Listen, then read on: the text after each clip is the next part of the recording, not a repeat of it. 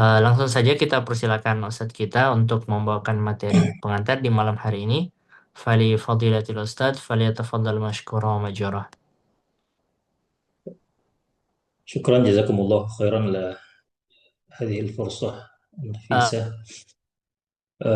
بسم الله والحمد لله والصلاة والسلام على رسول الله وعلى آله وصحبه أجمعين. أما بعد, para pemirsa yang semoga dirahmati dan dimuliakan Allah Subhanahu wa taala. Sebagaimana disampaikan, eh, dalam kesempatan yang berbahagia ini kita akan membahas salah satu dari nama-nama Allah Subhanahu wa taala serta fikihnya. Dan nama yang kita akan bahas pada kesempatan kali ini adalah As-Sayyid. Dan As-Sayyid ini kalau kita terjemahkan secara bahasa atau biasa penggunaannya, Sayyid itu biasa diartikan sebagai tuan, ya, sebagai tuan, sebagai pemimpin, penguasa, dan yang semisalnya. Eh, Kata As-Sayyid ini disebutkan di dalam hadis Nabi Shallallahu Alaihi Wasallam yang diriwayatkan oleh Abu Dawud rahimahullahu taala dengan sanad yang baik, dari Abdullah bin Asy-Syikhir radhiyallahu anhu. Beliau mengatakan, intalaqtu fi wafdi Bani Amir ila Rasulillah sallallahu alaihi wasallam. Beliau mengatakan, saya berangkat bersama utusan dari suku Amir, suku Bani Amir, berangkat menuju Rasulullah sallallahu alaihi wasallam. Fakulna, maka kami pun berkata kepada beliau, anta sayyiduna. Mereka mengatakan, engkau wahai Rasulullah adalah sayyid kami, adalah tuan kami. Maka kemudian Rasulullah mengatakan, as-sayyidu Allahu tabaraka wa ta'ala. As-sayyid adalah Allah subhanahu wa ta'ala, Allah tabaraka wa ta'ala. Lalu kami pun kemudian kembali mengatakan, kulna wa afdaluna fadla wa a'zamuna taulan. Kami kembali mengatakan kepada Rasulullah, engkau adalah yang paling afdol, yang paling baik di antara kami, dan yang paling dermawan atau yang paling mulia di antara kami. Faqal, maka Rasulullah SAW mengatakan, qulu biqaulikum au ba'dhi qaulikum. Silakan kalian berkata dengan perkataan kalian itu atau dengan sebagiannya. Wala yastajriyannakumus syaitan. Dan jangan sampai syaitan menjerumuskan kalian.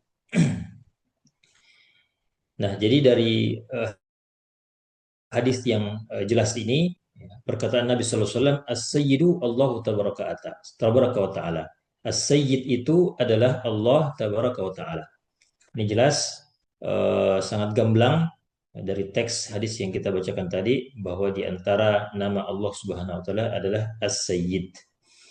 Ini juga kemudian disebutkan dalam perkataan Ibnu Abbas radhiyallahu anhuma ketika beliau menafsirkan firman Allah Subhanahu wa taala dalam surah Al-An'am, "Qul aghairallahi abghi rabba." Katakanlah wahai Muhammad kepada orang-orang musyrik, apakah aku mengharapkan Rabb selain Allah Subhanahu wa taala? Maka Ibnu Abbas mengatakan, maknanya adalah ilahan sayyida. Maksudnya, apakah aku mengharapkan selain Allah Subhanahu wa taala ilah dan sayyid, ya. Kemudian di firman Allah, Allahus Samad, dalam surah Al-Ikhlas, Ibnu Abbas mengatakan, innahu sayyid alladzi qad kamula fi su'dadihi. Ya. Kata As-Samad itu berarti bahwasanya Allah adalah tuan, Allah adalah sayyid yang sempurna kesayyidannya. Ya. Sempurna status atau kesayyidannya. Ya, status sayyidnya. Ya. Nanti kita akan jelaskan.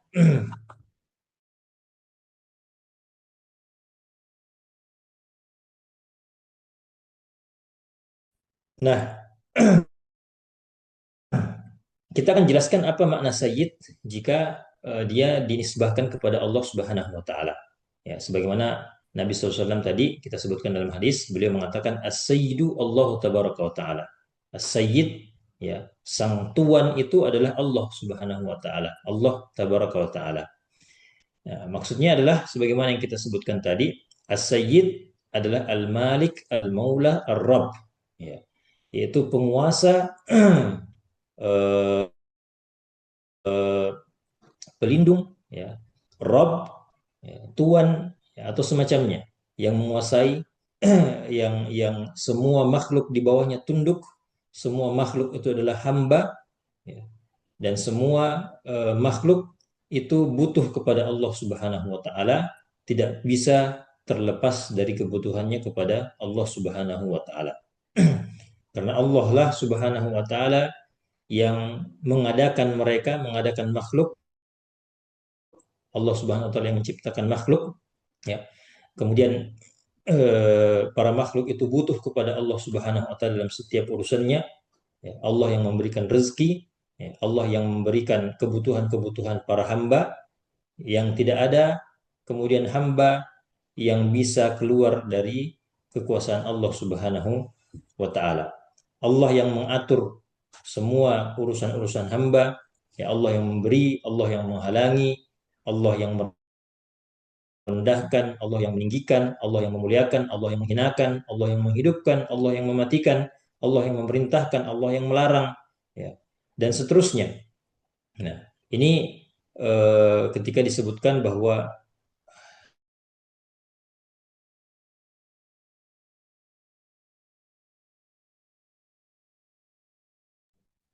Mohon maaf para peserta sekalian, saat kita keluar dari ruang Zoom.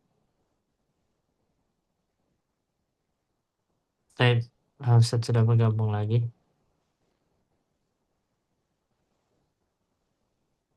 ya, mohon maaf ada Silakan, Ustaz. jaringan, ya. Suara sudah jelas ya? Jelas, jelas, Ustaz. Ya, kita lanjut.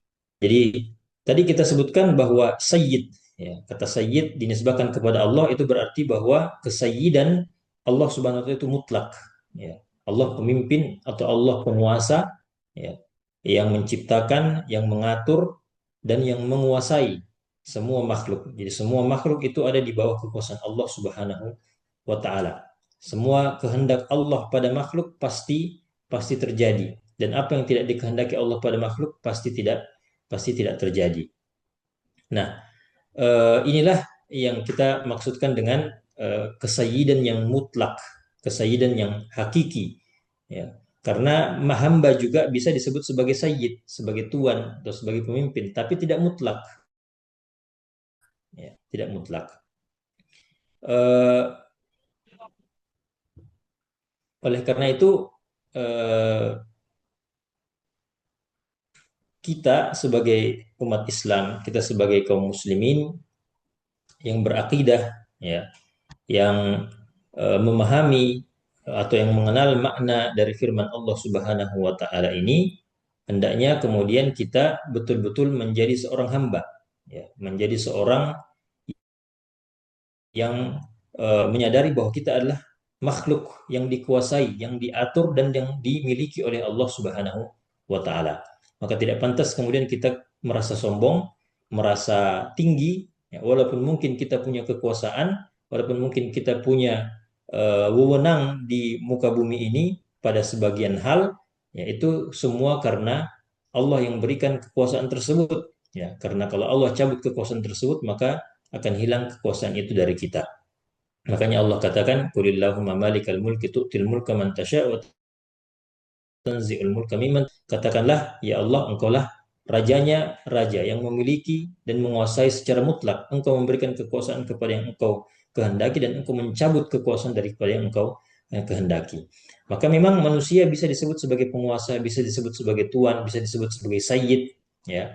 Tapi kekuasaannya tidak mutlak. Ya, walaupun dia disebut penguasa, tapi kadang-kadang apa yang dia kehendaki itu tidak berlaku pada apa yang dikuasainya. Kadang ada yang menentang, ada orang-orang di bawah kekuasaannya, ada yang menentang, ada orang-orang yang di bawah kekuasaannya tidak membelot dan tidak tidak mau mengikuti perintah atau tidak mau diatur oleh atau penguasanya atau tuannya.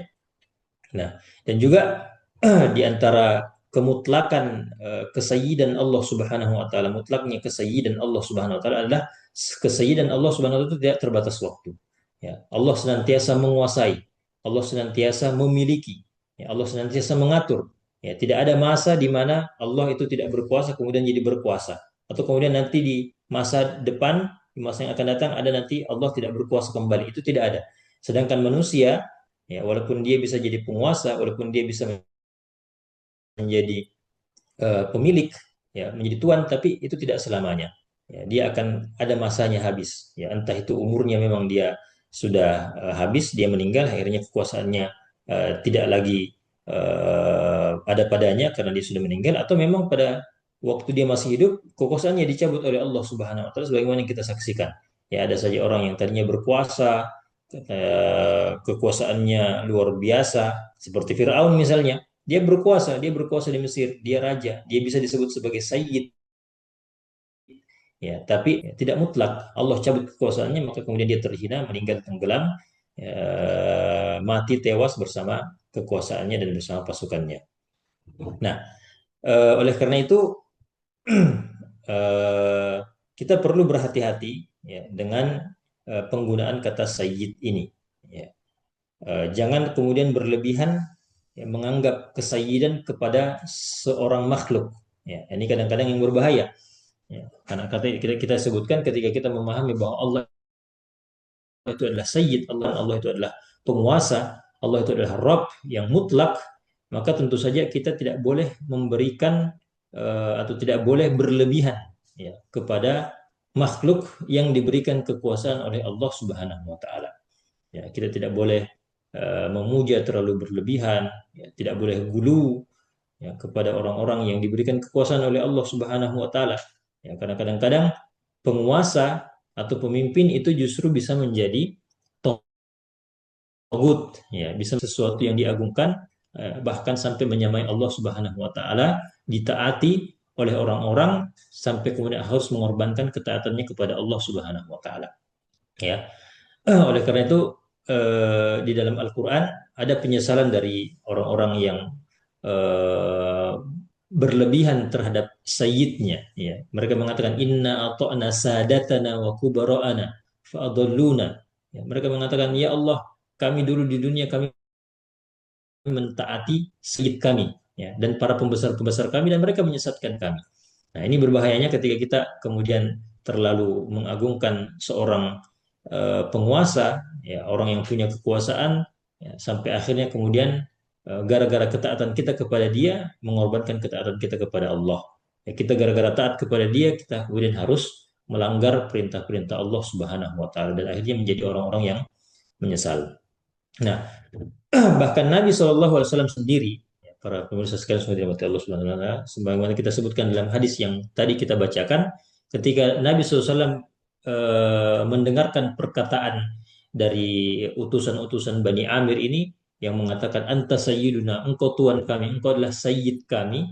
Nabi kemudian membalas, Allahu as-sayyidu Allah. As-sayyid itu adalah Allah Subhanahu wa taala. Yang sesungguhnya saya Allah Subhanahu wa taala. Ini apa maksud dari Nabi SAW kemudian mengatakan hal tersebut? Itu karena untuk mencegah, ya, jangan sampai Nabi SAW itu dianggap berlebihan, ya, disikapi secara gulu oleh kaum muslimin. Ya. Karena kenapa? Ya. Karena eh, kita saksikan bahkan selain Nabi saja kita saksikan di masa kita, ya, di masa kita sekarang ada saja orang-orang yang berlebihan kepada, ya, kepada makhluk, kepada orang-orang yang dianggap, ya, wali dan seterusnya, ya. Nah, maka ini kemudian berbahaya. Makanya Nabi SAW mewanti-wanti agar kemudian kita tidak gulu, ya, terhadap orang yang punya kekuasaan. Maka Nabi kemudian di situ menegaskan, ya. Jadi Nabi sebenarnya tidak menolak, ya. Nabi tentu saja mengakui bahwa beliau adalah sayyid, ya. Beliau juga seorang sayyid, ya. Karena di hadis yang lain Nabi SAW mengatakan ana sayyidu waladi Adam wala fakhr. Beliau mengatakan saya sayyidnya keturunan Adam, ya. Maka Nabi SAW sebenarnya adalah pantas juga disebut sebagai seorang sayyid. Dia pemimpin, penghulunya, ya. Dia tuannya, ya, karena memang posisi beliau adalah Rasulullah Sallallahu Alaihi Wasallam, ya, Nabi yang paling mulia di antara nabi-nabi yang lain. Ya. Tapi ketika Nabi mendengarkan perkataan sahabat tadi, anta sayyiduna, Nabi tidak mengingkari hal tersebut, ya. Karena memang beliau sayyid, kemudian Nabi menegaskan bahwa sayyid yang mutlak adalah Allah. Ya. Sedangkan sayyid yang dimiliki oleh Nabi SAW, karena beliau adalah makhluk juga, ya, terbatas, ya, dan di bawah beliau, di bawah kekuasaan dari Allah Subhanahu wa taala, maka Nabi mengucapkan as-sayyidu Allah. Ya, sayyid itu adalah Allah Subhanahu wa taala. Ya, jadi sekali lagi ini penegasan bahwasanya, ya, memang, ya, seakan-akan Nabi mengatakan, saya sayyid sebagaimana apa yang kalian katakan. Saya sayyid. Saya pemimpin, penghulu dari anak-anak Adam. Tapi ingat, yang mutlak kesayyid Allah. Maka Nabi mengatakan as-sayyidu Allahu tabaraka wa taala.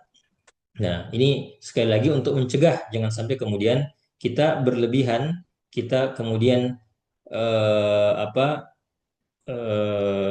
gulu, ya, bersikap gulu kepada kepada orang, kepada seorang penguasa, kepada orang yang punya wewenang dan seterusnya. Dan ini sudah diwanti-wanti oleh Nabi Shallallahu Alaihi Wasallam. Makanya di akhir hadis yang kita baca tadi, ya, Nabi mengatakan, "Qulu biqaulikum au ba'd biqaulikum." Silakan kalian berkata-kata, ya, sebagai dengan kata-kata kalian, ya, bahwa memang Nabi SAW adalah yang terbaik di antara kita. Allah, Nabi yang SAW adalah yang paling mulia, itu jelas. Ya, tapi kemudian Nabi di akhir hadisnya beliau mengatakan apa? Wala yastajrimannakum syaitan, jangan sampai syaitan menjerumuskan kalian. Ya, karena yang namanya gulu itu adalah pintu kesyirikan. Ya, makanya Nabi SAW peringatkan di situ, jangan sampai kalian diseret syaitan, dijerumuskan oleh syaitan. Ya. Ya. Boleh, tidak apa-apa kita memuji orang, boleh tidak apa-apa kita kemudian menyanjung seseorang, tapi jangan sampai kalian diseret oleh syaitan dalam hal ini. Karena kapan kita kemudian terlalu berlebihan, maka itu sudah terbuka pintu atau celah syaitan masuk, kemudian menyeret kita ke dalam kesyirikan. Jadi gulu itu akan menjadi pintu pertama dari yang namanya kesyirikan. Ya, makanya disuruh Nabi SAW, silakan, ya, tidak apa-apa kemudian menyanjung, ya, menyebutkan pujian kepada Nabi SAW, menyebutkan Allah beliau yang paling afdal. Karena beliau bilang seperti itu. Nabi sendiri mengatakan, ana atqakum lillahi wa akhsyakum, saya yang paling bertakwa kepada Allah dan saya yang paling bertakwa dan paling takut kepada Allah di antara kalian. Ya. Dan ini sudah sangat kita ketahui. Cuman yang Nabi SAW peringatkan agar kita jangan gulu, jangan menempatkan Nabi SAW di atas tempatnya, di atas kedudukannya. Maka Nabi SAW di dalam hadis yang lain beliau mengatakan, la tutruni kama atratin nasara ibn Maryam, jangan kalian berlebihan kepadaku sebagaimana orang-orang Nasrani berlebihan kepada Isa putra Maryam. Fa inna ma ana abduh, ya, karena sesungguhnya saya hanyalah hamba Allah Subhanahu wa taala. Faqul, maka katakanlah Abdullah wa Rasul, maka katakanlah Muhammad itu hamba Allah dan Rasulnya. Ya, hamba Allah dan Rasulnya. Nah, kemudian di hadis yang lain juga disebutkan eh, dari Anas radhiyallahu anhu, beliau mengatakan bahwa ada sekelompok orang, anna nasan qalu li Rasulillah SAW, adalah ada seorang atau ada sekumpulan orang mengatakan kepada Nabi SAW, ya khairana wabna khairina, wahai orang yang terbaik di antara kami, ya, dan anak dari orang yang terbaik di antara kami, ya sayyiduna sayyidana wabna sayyidina, wahai sayyid kami dan anak dari sayyid kami, ya. Jadi Nabi SAW disanjung seperti itu. Maka kemudian Nabi SAW mengatakan, ya ayuhan nas, alaikum biqaulikum, wahai sekalian manusia, hati-hati dengan perkataan kalian. Wala yastahwiyannakum syaitan, jangan sampai syaitan itu menyesatkan kalian. Inni la uridu an tarfa'uni fawqa manzilati allati anzalani Allah Ta'ala. Karena saya sesungguhnya tidak ingin kalian itu mengangkatku di atas manzilah yang Allah Subhanahu wa taala tetap. Ya. Jadi Allah sudah tetapkan manzilah untuk Nabi SAW, maka kita sebagai seorang hamba jangan mengangkatnya, jangan melebihkannya. Ya. Kata Nabi SAW, Ana Muhammad ibni Abdullah abduhu wa rasuluh. Saya adalah Muhammad ibnu Abdullah abduhu, hambanya Allah dan Rasulullah Subhanahu wa Ta'ala. Nah, maka dari itu sekali lagi ini adalah peringatan untuk kita, jangan sampai kita ketika kita ya jangan sampai kita melebih-lebihkan. Ya karena sayyid yang mutlak adalah Allah Subhanahu wa Ta'ala. Ya, boleh kemudian kita menyebutkan bahwa orang itu adalah sayyid kami, ya. Orang itu adalah pemimpin kami dan seterusnya. Ya, tapi jangan sampai jatuh ke dalam dan jatuh ke dalam sikap gulu. Bahkan Syekh bin Baz mengatakan bahwasanya eh, mengatakan sayyid langsung kepada orang di depannya itu tidak dianjurkan. Tapi kalau kita sebutkan eh, artinya dalam dalam pembicaraan kita bukan langsung kepada orang, kita bicara kepada orang, dia itu sayyid kami, dia itu pemimpin kami, itu boleh. Tapi jangan sampai kemudian kita atau tidak disarankan disebutkan langsung kepada orang di depannya. Ya, engkau adalah sayyid kami, engkau tuan kami, engkau pemimpin kami. Nah, ini jangan sampai kemudian kita terjatuh dari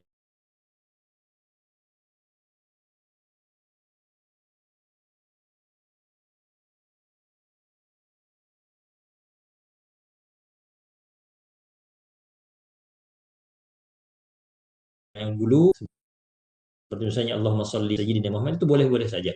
Kemudian menyebutkan sayyid untuk orang, untuk tuan kita, untuk orang pemimpin kita, itu juga boleh. Ya, itu juga boleh. Ya, tapi tidak dianjurkan kita sebutkan langsung di hadapan orangnya. Ya, sebagaimana dirasukan oleh Rasulullah SAW, ya, beliau kadang-kadang mengatakan Aina sayyidu bani hadza, Aina sayyidu bani hadza. Ketika datang, beliau kadang-kadang mengatakan mana pemimpinnya, tuannya suku ini, mana tuannya suku ini. Ya, beliau juga pernah buat tentang Sa'ad bin Mu'adz, beliau mengatakan Umu ila sayyidikum. Ya, silakan sambut sayyid kalian. Ya, kepada kepada orang-orang Ansar, ya, sambut sayyid kalian. Ya. Jadi Nabi SAW menyebutkan sayyid atau menisbahkan sayyid kepada beberapa sahabat. Artinya sayyid itu boleh boleh ditempelkan atau boleh dinisbahkan kepada makhluk, tapi sekali lagi jangan berlebihan, jangan sampai terjatuh dalam sikap gulu. Karena sekali lagi kesayyidan yang mutlak adalah milik Allah Subhanahu wa taala. As-sayyid yang mutlak adalah Allah Subhanahu wa taala. Allah taala alam.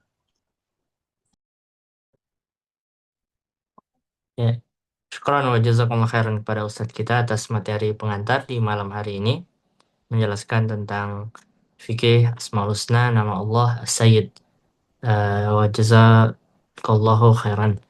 Para peserta konsultasi syariah dimanapun Anda berada, alhamdulillah kita melangkah ke sesi 2 konsultasi syariah kita, yaitu tanya jawab yang diberikan kesempatan ini kepada seluruh peserta yang sudah bergabung, yang ingin bertanya dan memiliki pertanyaan baik seputar tema kita ataupun terkait dengan permasalahan akidah dan pemikiran lainnya, agar mengirimkannya melalui kolom komentar live Zoom, atau jika ada yang ingin bertanya langsung maka boleh raise hand dan kita akan persilahkan untuk bertanya. Barakallahu fikum. Taib, pertanyaan tadi uh, terkait dengan nama Allah Sayyid ini, apa hukumnya ya seseorang yang diberikan nama Sayyid, ya, diberikan menjadi namanya, lalu dipanggil dengan nama tersebut, iya, apakah diperbolehkan seperti ini, Ustaz? Iya. Eh, Wallahu alam, kalau sekedar nama itu tentu saja tidak ada apa, tidak masalah. Cuman kalau di zaman sekarang Sayyid itu nanti akan identik ya dengan orang-orang yang dianggap keturunan Nabi, ya keturunan Nabi SAW itu dipanggil Sayyid, ya. Kadang Habib juga seperti itu. Tapi selama itu cuma sekedar nama, maka itu tidak ada apa-apa, ya. Selama sikap kita tidak apa sikap kita tidak melebih-lebihkan, Ya, kadang juga ada orang yang namanya Maulana. Kan Maulana dalam bahasa Arab itu tuan kami, pemimpin kami, Maulana atau Sayyiduna. Itu biasa saja, tapi selama sikap kita tetap biasa, ya, menempatkan pada tempatnya setiap orang, ya, menempatkan pada manzilahnya yang tepat, ya, tanpa ada gulu, maka insya Allah tidak apa-apa. Wallahu taala. Baik, Masya Allah. Syukran Ustaz. Barakallahu fikum atas jawabannya. Eh, Pertanyaan selanjutnya ada yang masuk dari kolom komentar live Zoom dari peserta atas nama Muhammad Afif. Pertanyaannya, Wajah bersinar-sinar ini. Bersinar-sinar ini. tunggu sebentar. Ya, pertanyaan dari peserta atas nama Muhammad Afif. Bagaimana pendapat Ustadz dengan tradisi cium tangan ke guru, orang tua atau orang-orang yang dituakan? Ustadz? Baik. Eh, Tradisi cium tangan itu memang kita dapatkan di Indonesia, atau mungkin di beberapa negara. Maka itu termasuk urf. Ya, jadi yang namanya penghormatan kepada guru itu memang tidak dijelaskan dalam syariat kita secara detail bagaimana bentuknya, ya, bagaimana bentuknya. Tapi memang kita disuruh menghargai, menghormati yang lebih tua, menghargai ahli ilmu dan seterusnya. Tapi tidak diajarkan atau tidak dijelaskan sedetail bagaimana bentuknya. Nah, maka dia akan kembali kepada urf, kepada kebiasaan masyarakat masing-masing. Kalau kebiasaan kita adalah cium tangan, maka cium tangan itu dilakukan. Ya, itu dilakukan. Ya, tentu saja tanpa berlebih-lebihan. Sekali lagi tanpa adanya berlebih-lebihan. Kemudian disarankan juga kepada guru yang dicium tangannya itu jangan kemudian istilahnya jangan merasa tinggi hati. Ya, jangan merasa tinggi hati.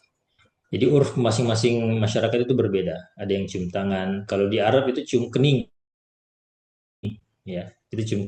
Kalau ada orang tua atau ada syekh, ada guru kita, itu bukan dicium tangannya kalau di sana, tapi disalami lalu kemudian dicium keningnya. Ya, kita jinjit langsung cium keningnya seperti itu.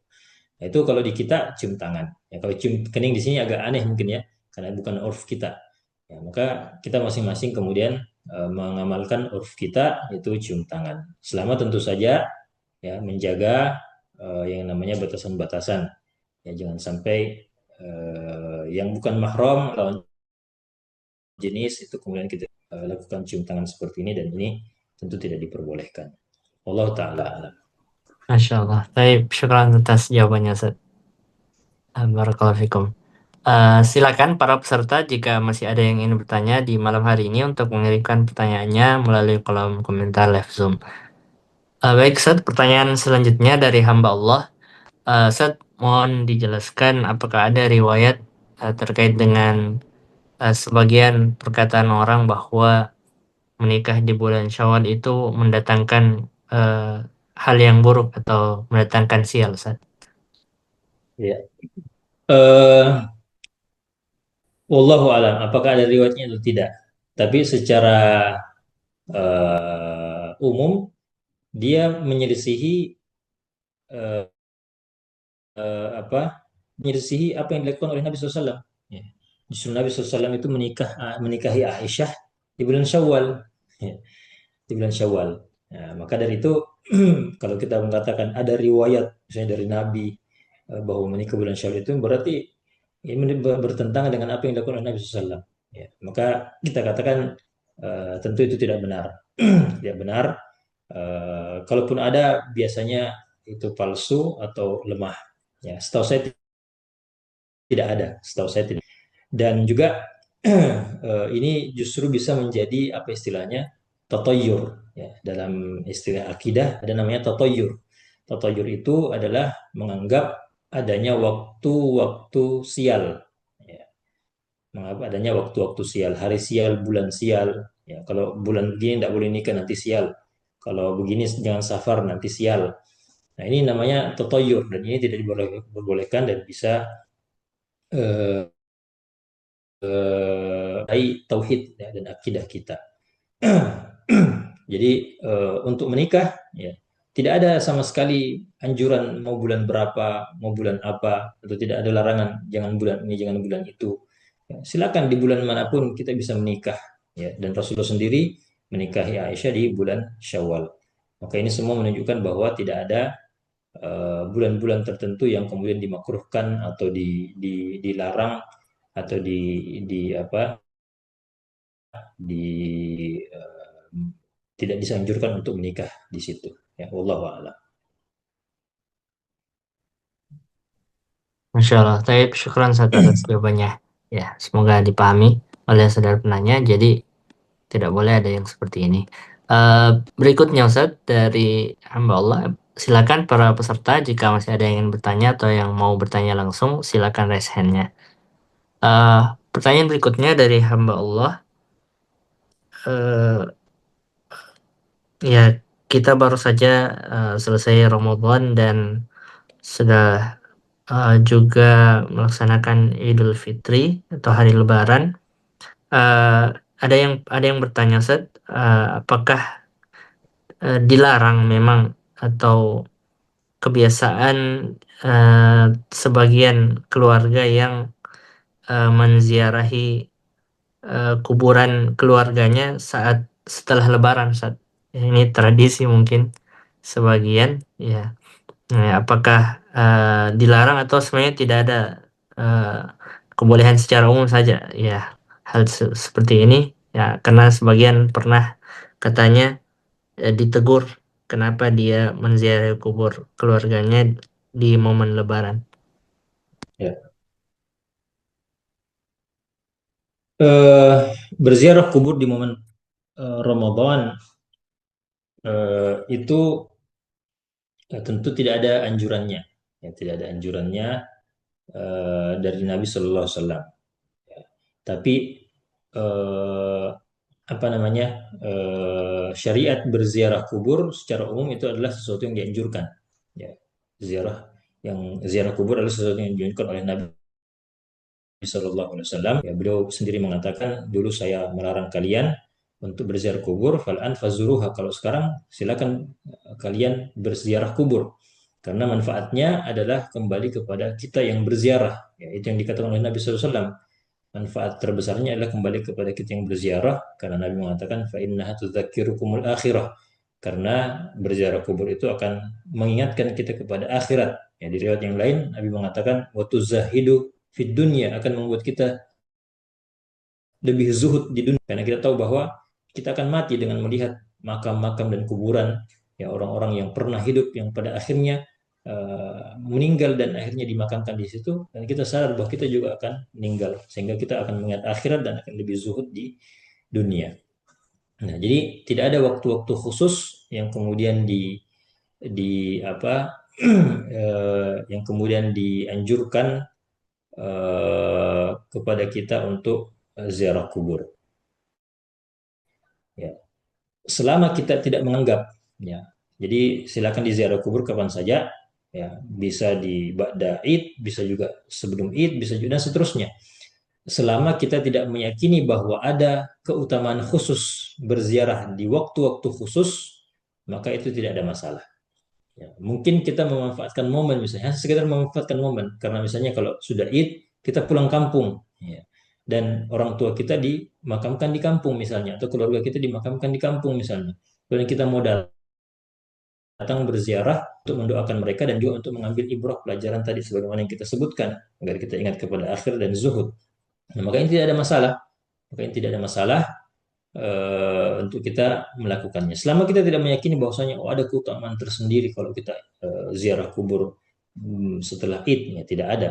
Ya, mungkin kita memanfaatkan momen untuk mengingat kembali orang tua kita, ya, untuk mendoakan mereka, dan juga sebagaimana tadi kita sebutkan manfaatnya untuk kita yang berziarah. Ya, wallahu taala. Baik, Masya Allah, syukran Ustaz atas jawabannya. Barakallahu fikum. Semoga dipahami oleh saudara penanya. Berikutnya Ustaz, dari hamba Allah pertanyaannya, bagaimana tanggapan Ustaz terkait seseorang yang uh, selalu berhusnudzan ya bahwa Allah Maha Pengampun ya, dia terkadang jatuh dalam kesalahan, lalu beristighfar, bertaubat, lalu jatuh lagi dalam kesalahan, lalu beristighfar, bertaubat lagi. Tapi dia selalu uh, berhusnudzan, ya, bahwa Allah Maha Pengampun. Dan jadi dia selalu kembali kepada Allah setiap melakukan dosa dan kesalahan, Ustaz. Ya, sikap seperti itu kita sebut dengan sikap roja. Ya, roja itu artinya dia punya rasa harap, tidak putus asa dari rahmat Allah Subhanahu wa taala. Dan memang ini adalah sikap yang positif dan sikap yang memang harus kita punya sebagai seorang muslim. Allah mengatakan la taqnatu min rahmatillah, jangan kalian putus asa dari rahmat Allah Subhanahu wa taala. Terus kita berapapun dosa kita, betapa banyak pun kesalahan kita, tetap punya harapan dan tidak boleh putus asa dari ampunan dan rahmat Allah Subhanahu wa taala. Nah, namun tentu saja sikap ini bukan berarti kita menggampangkan dan meremehkan dosa. Nah, ini perlu dibedakan karena sikap roja juga harus dibarengi dengan yang namanya sikap khauf. Itu harus bersandingan bersama-sama. Ya, kita khauf artinya kita takut kepada Allah Subhanahu wa taala, kita khawatir terhadap diri kita yang berdosa, jangan sampai kita ditimpa musibah, ditimpa hukuman azab oleh Allah Subhanahu wa taala. Namun di sisi yang lain kita tetap berharap, ya, bahwa Allah mengampuni kita dan kita tidak putus harapan dari ampunan dan rahmat Allah Subhanahu wa taala. Ketika dua sikap ini berjalan, maka kita tidak akan meremehkan dosa. Kita tetap akan berhati-hati untuk tidak terjatuh ke dalam dosa. Karena kita tahu dosa ini akibatnya buruk. Dosa ini bisa mengundang murka Allah, bisa mengundang azab, dan seterusnya. Ya, tapi kemudian kalau ternyata kita kalah lagi dengan hawa nafsu kita, ya, setelah berusaha, kalah lagi, luput lagi, lalai lagi, maka kemudian di sini kita tidak berputus asa dari rahmat Allah dan beristighfar serta bertobat kembali kepada Allah Subhanahu wa taala. Walaupun berulang-ulang selama dua sikap ini ada pada diri kita, ya, walaupun itu berulang-ulang maka itu tidak ada masalah karena memang itulah kerjaan kita di dunia. Ya, kita akan senantiasa berdosa. Baik di antara orang-orang berdosa adalah yang bertobat. Ya, khotta, kita disebut khotta kata Nabi SAW. Semua anak Adam itu khotta, ya, senantiasa berbuat dosa, dan khotta, orang-orang yang paling baik di antara khotta itu adalah at-tawwabun. Ya, wa khairul khotta'ina at-tawwabun. Orang-orang yang terbaik di antara orang yang senantiasa berbuat salah adalah yang senantiasa juga bertobat. Ya, senantiasa bertobat. Dan Allah juga Subhanahu wa taala disebut sebagai At-Tawwab, yang senantiasa menerima. Jadi kita hamba senantiasa melakukan salah, sementara Allah senantiasa menerima tobat. Maka jadilah kita orang-orang yang senantiasa salah, yang senantiasa juga bertobat. Ya, selama tadi ya, kuncinya adalah dua hal yang harus ada pada diri kita, khauf dan juga roja, ya, rasa harap dan juga rasa takut. Wallahu a'lam. Masya Allah, syukran Ustaz atas jawabannya. Semoga dipahami oleh dari penanya. Ini ada pertanyaan di luar materi, Ustaz. Coba kita bacakan dulu, siapa tahu bisa dijawab.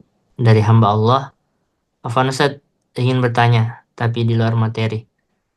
Ketika kita salat berjamaah di masjid, kemudian imamnya kurang 1 rakaat, lalu mungkin sudah sampai salam, bagaimana sikap seorang makmum? Apakah berdiri menambah rakaat yang kurang itu atau cukup sujud sahwi saja?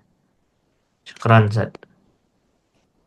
Eh, Kalau kondisinya seperti itu, maka yang pertama makmum hendaklah mengingatkan, ya, imam dengan mengucapkan subhanallah, ya, dengan mengucapkan subhanallah.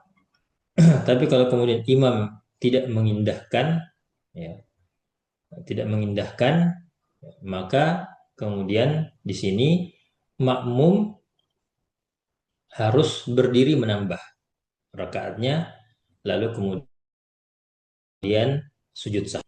Ya, kenapa tidak boleh sujud sahwi saja? Karena satu rakaat itu berapa rukun di situ? Ya, kalau satu rakaat itu ada berdiri, ada ruku, ya banyak rukun di situ. Dan kalau rukun tidak dikerjakan maka sholat batal.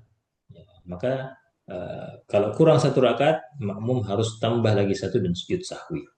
Ya, tambah lagi dan sujud sahwi. Kalau misalnya ini biasa kondisi yang biasa terjadi. Kalau misalnya disadarinya itu nanti setelah salam. Ya, kan biasanya makmum juga ragu-ragu. Imam salam, ya baru kemudian ribut. Kayaknya tadi kurang ini. Ya, baru kemudian ada yang mengingatkan imam, imam tadi kita kurang. Kalau kemudian jedanya itu tidak terlalu panjang, maka bisa langsung imam berdiri menambah 1 rakaat kemudian sujud sahwi. Nah, kalau imamnya kemudian tidak mengindahkan, ya menganggap bahwa saya sunnah, tapi kemudian makmum yakin bahwa kurang, maka walaupun tadi sudah ikut salam, maka tinggal dia berdiri kembali lagi untuk menambah 1 rakaat, kemudian dia salam, baru sujud sahwi, kemudian salam lagi. Jadi sujud sahwinya kalau ada seperti ini, itu sujud sahwinya setelah salam. Ya, setelah salam. Wallahu a'lam. Baik, Masya Allah, syukran Ustaz atas jawabannya. Semoga dipahami oleh saudara penanya tadi. Berikutnya Ustaz, pertanyaan dari hamba Allah.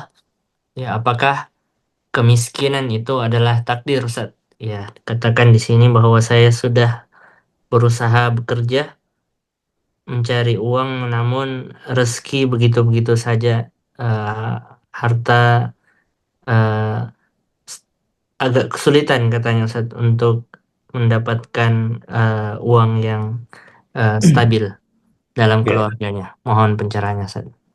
ya. Tentu jelas ya, yang namanya kekayaan dan kemiskinan, ya, atau yang namanya rezeki, banyak tidaknya rezeki itu semua sesuatu yang sudah ditetapkan oleh Allah atau sebuah takdir.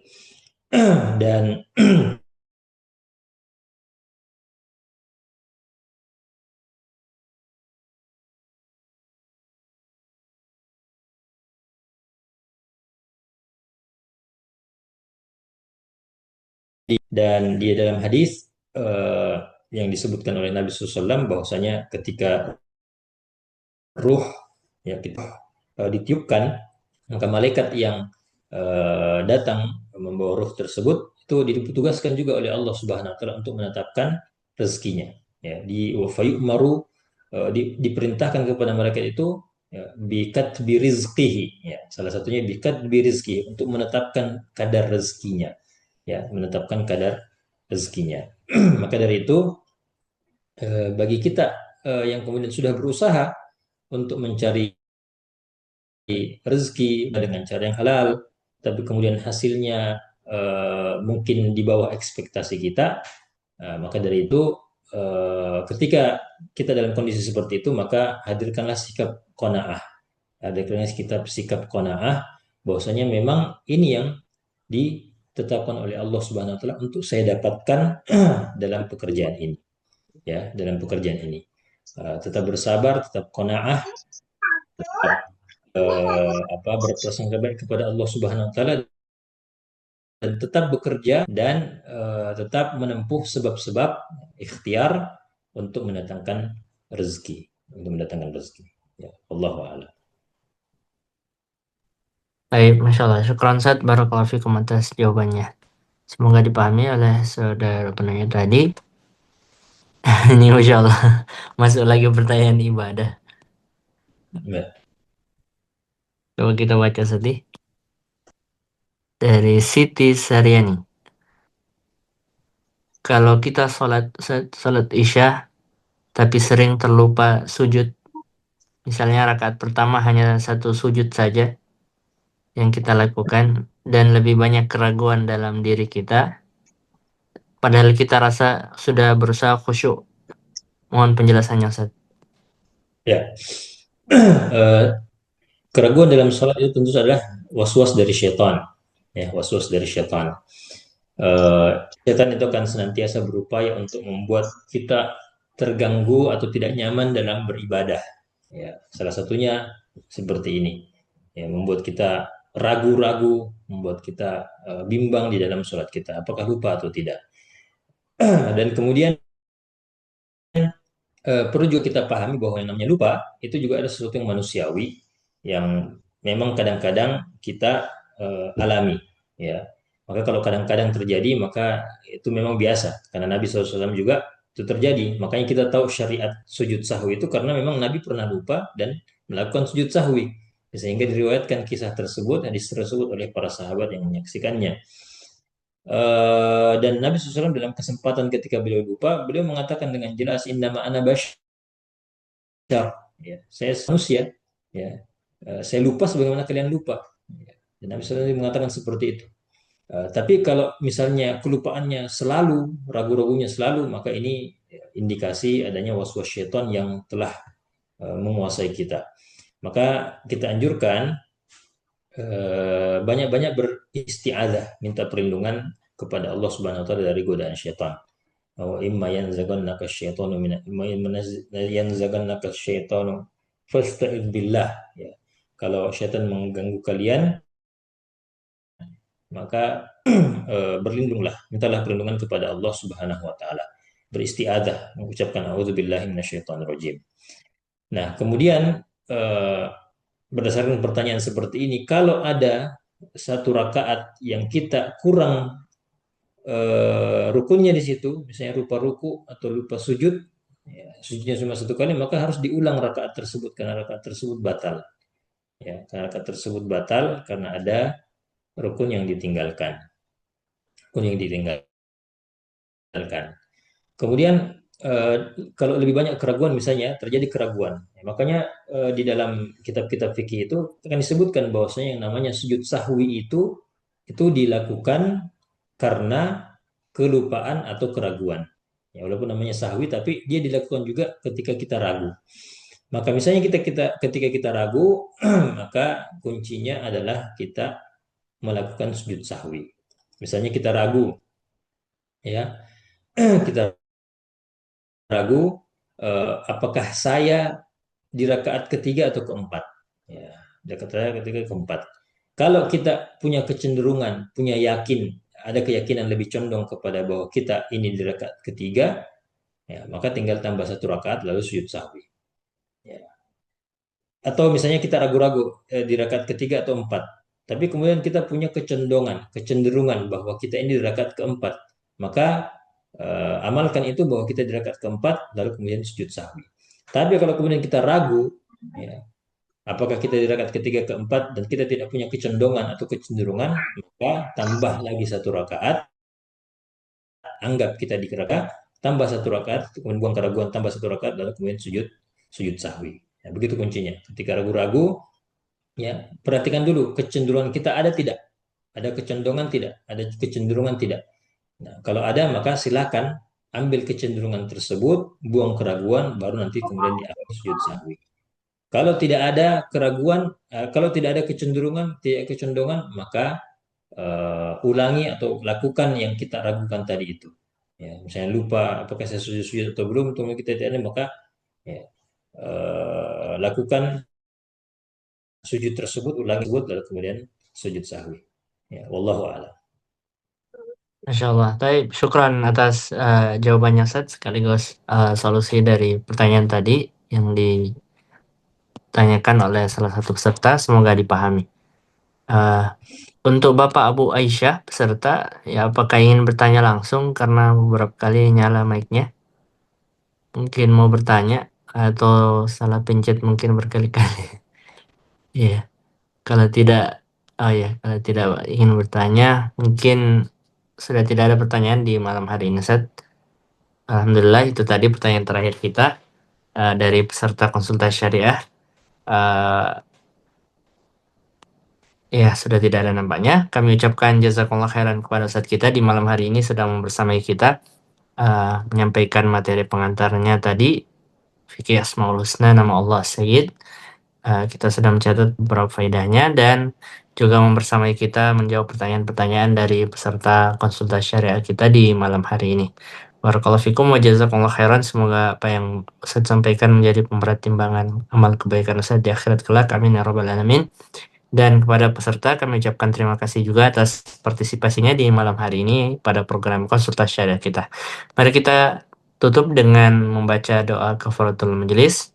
Subhanakallah bihamdik, asyhadu an la ilaha illa anta astaghfiruka wa atubu ilaik.